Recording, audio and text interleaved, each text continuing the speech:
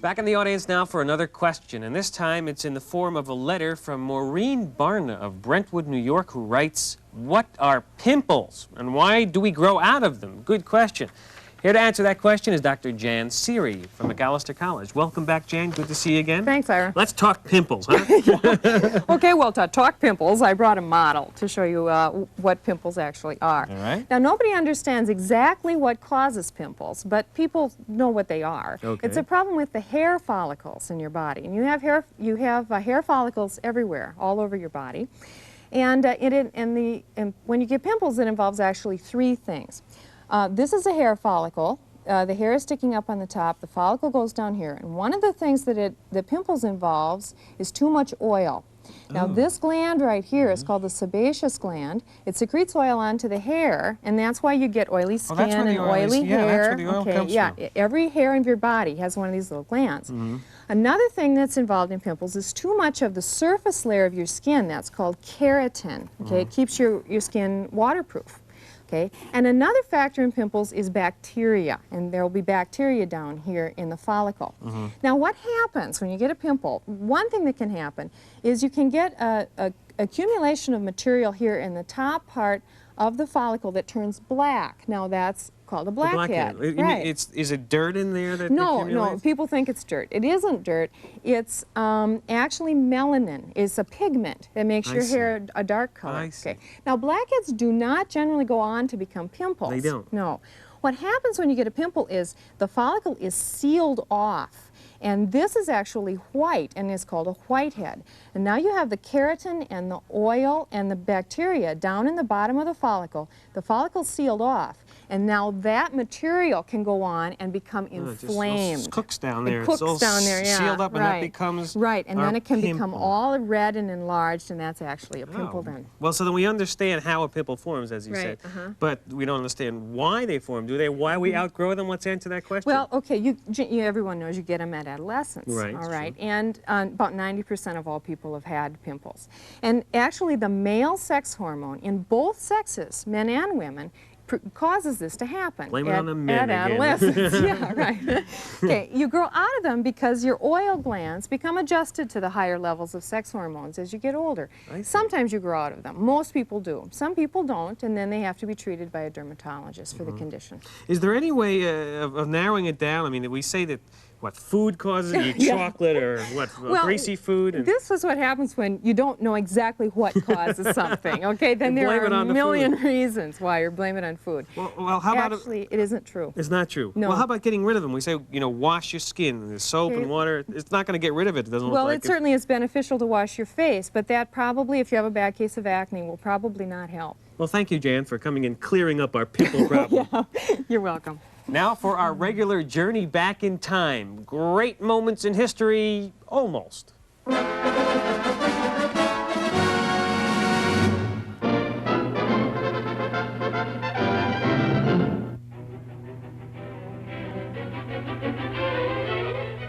Look, Ma, I'm water skiing, and no boat.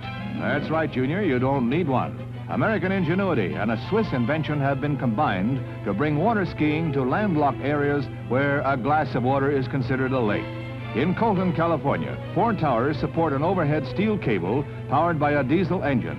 As in a ski tow, it runs continuously. And at 10-second intervals, tow ropes swing into place at the embarkation dock, and you are off and skiing. That is, you're on your way to all of the thrills if you're able to get started.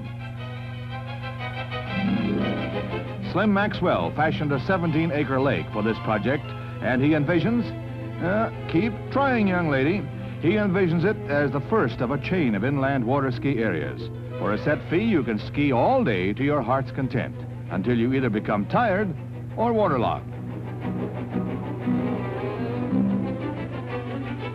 These water skiers say that the new device is the greatest Swiss invention since the wristwatch. Well, time will tell.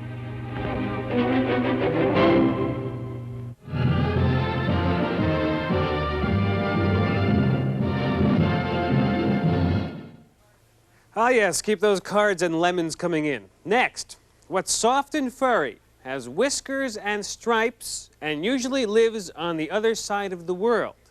Give up? Here's a big hint. Here we are outside at the Minnesota Zoo with a couple of feline friends and Nancy Gibson. Welcome again, Nancy, to the program. Thank you. These are wonderful little tigers, right? They are. These are Siberian tigers. And although they don't look like it now, they are the largest member of the cat family. And do they really come from Siberia? They actually do come from parts of Siberia. That's in eastern Russia, and they also come from northern Korea and northern China. Whoa, So they get up. have an escape artist here, too. When you say they're the largest, how large are you talking about? Well, the males can get up to 450, some up even up to 500 pounds, and the females up to about 280 pounds. Well, these are just little babies. How old are these? They're a month old today. Wow. And Happy they birthday. weighed about 3 pounds at birth. But in fact, that's what we're going to be doing here. These are mother-reared tigers, and so they're not used to human contact, as you're finding out right there. A little bundle of fur here. They are a bundle of fur. And so what we're going to do later on in the show is weigh them and see how much they weigh on their month birthday. But we brought along some pictures, and I can show you some adults. Obviously, we're not going to be handling some adults today. So we've got this great picture, and it was taken in the winter time. And look you at can that. see, look, isn't that a gorgeous shot? It's here at the zoo. And they really do quite well. Look at that. They do get a seasonal coat, and it can get almost to 5 inches in length. Wow. You mean they really do get a fur? You don't think of tigers as getting a Right, fur but these, coat. as Yeah. I said, are Siberian tigers. Now also, look at them, they're swatting each other right now. They're not hurting each other. Yeah, that's a little serious swat. They will do that a lot when they're younger. It's kind of a play behavior, but you can see that can be taken serious when they get older because they are territorial in the wild. When you So- say territorial, that means they defend their own Right, territory? they're basically solitary.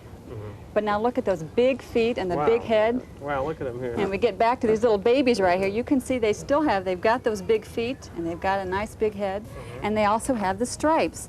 Now the stripes actually do act as a camouflage because they lived in the mixed forest regions. And they get sort of that dappled effect. If they're sitting below the trees and the sun comes through, they'll actually get kind of that dappled effect and act as a very good camouflage. Plus, their prey tends to be colorblind. Oh, I And their see. prey is basically boars and small deer.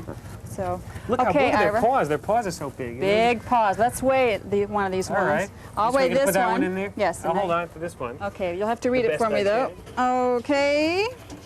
Well, it's moving around a little bit, but What it's do you like think? About 10.5 pounds. It's hard to read. but Probably about right. Well, for a month old, It's going to get a lot bigger. it's going to get a lot bigger. Well, I would think a cat that big it probably has no enemies then, right? Humans. As a Oh, matter really? of fact, this is a very, very endangered animal. They have flourished in captivity. Probably about 250 living in zoos just in the United States. But in the wild, their numbers are between 300 and 600. No kidding. That's the whole population? It's a whole population. People think Siberia is just some wild, desolate place, and that's really not the way it is at all. In fact, there's a lot of competition for the agriculture and the logging business. So their What about the numbers. furs? Do people hunt them for their People furs too? still go Yeah? after their furs. Even though they are protected, they still will go after their furs. So then a zoo like this, I imagine these were bred here, right? These were Right, reared they in the certainly zoo? were bred, and it's very important. We're trying to keep them as wild as possible. So just in case we have that chance of reintroducing them back into the wild, we're going to have a very wild tiger. And there's this wonderful program sponsored by the zoos around the country called the Species Survival Plan. And that basically tells us who, when, and where we're going to breed the animals. And it keeps them very wild. So there is some hope for the Siberian tiger. And we hope that these cubs are part of this SSP program that we talked about. And so they should have a good life coming Well, to I them. hope so, because they're such cute little animals here. They really are. Thank you very much, Nancy, for Thank you. inviting us to your backyard. Thank you for putting up with us here. Yeah. That's about all the time we have for now, so we'll see you next time on Newton's Apple.